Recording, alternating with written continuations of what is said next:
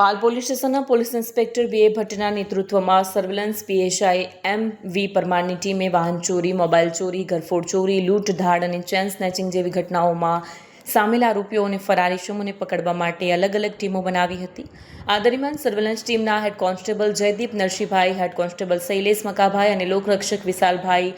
CCTV camera, technical surveillance અને human ઇન્ટેલિજન્સના આધારે તપાસને વેગ આપ્યો. તેમની મહેનતના પરિણામે કોપર કેબલ ચોરીના આરોપીઓને ઝડપી લેવામાં આવ્યા. ઉપરાંત આ ગુનામાં સંડોવાયેલા 2 બાળકિશોરોએ પૂછપરછ દરમિયાન અડાજણ પોલીસ સ્ટેશન વિસ્તારમાંથી એક મોબાઈલ ચોરી કર્યાની કબૂલાત કરતા અડાજણ પોલીસ સ્ટેશનમાં પણ કલમ હેઠળ નવો ગુનો નોંધવામાં આવ્યો છે. પોલીસ કમિશ્નર સર સુરત શહેર,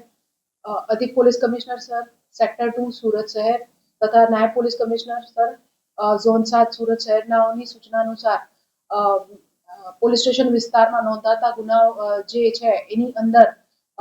મહેનત કરીને ડિટેક્શન લાવવા માટે તથા આરોપીઓને પકડી પાડવા માટે જે સૂચના આપવામાં આવેલ હતી તે અંતર્ગત પાલ પોલીસ સ્ટેશનની અંદર ચાલુ માસમાં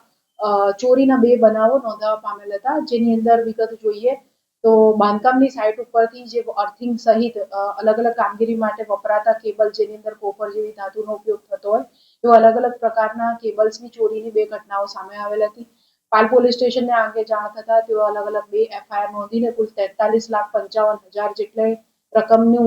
જે ચોરી કેબલના વાયરોની ચોરી થઈ હતી તે અંગે જરૂરી કાર્યવાહી હાથ ધરી હતી. પાલ પોલીસ સ્ટેશનની ટીમ દ્વારા આ બંને ગુનાઓમાં કુલ 5 આરોપીઓને ડિટેક્ટ કરીને જરૂરી કાર્યવાહી કરવામાં આવેલ છે, જે પૈકી 3 કાયદાના સંઘર્ષમાં આવેલા બાળકિશોર છે તથા અન્ય 2 આરોપીઓ છે જેની ધરપકડ કરી રિમાન્ડ મેળવી ગુનાની તપાસ પાલ પોલીસ સ્ટેશન દ્વારા હાલમાં કરવામાં આવી રહેલ છે. જે 2 આરોપીઓને રિમાન્ડ લેવા માટે કાર્યવાહી કરવામાં આવી છે એ જોઈએ તો વિકાસ ગાંગડિયા તથા મોહિત નાઈકે